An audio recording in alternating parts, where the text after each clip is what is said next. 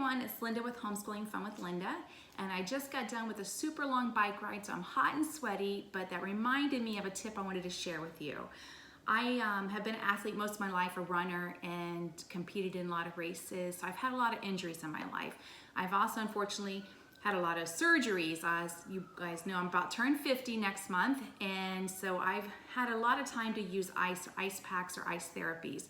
So you get tired of buying ice all the time, whether it's for the cooler or it's for an injury, the ice buckets that you have that do the pumps and the thing. My brother taught me the secret and I use it for everything now. When you go to restaurants and you get those cheap little plastic cups for your kids, keep them and use them for ice. What I do is I fill them with water, I put them in the freezer, and then use the ice cube that it makes. You defrost it, melt it just a little bit with warm water on the outside, and out pops the ice. Let's see, here's one here. Been working on. All right, so here you get this giant, nice, solid piece of ice. Look at that.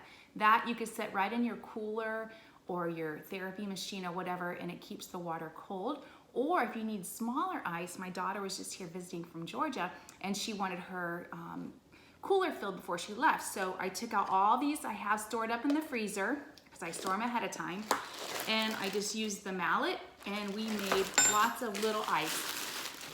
So you'll have instant ice whenever you want, or like I said, you can use the large one, but the large ones we just cut down or chop down with the mallet, break down into smaller pieces. So that is my tip for the day. Take these little cheap cups that you get at restaurants home with you, clean them out, fill them with water, and you'll have giant ice blocks ready to go with you on the boat, at the pool, at the beach, wherever you're going. It's easy, it's at your fingertips whenever you need it, and it's cheaper in the long run.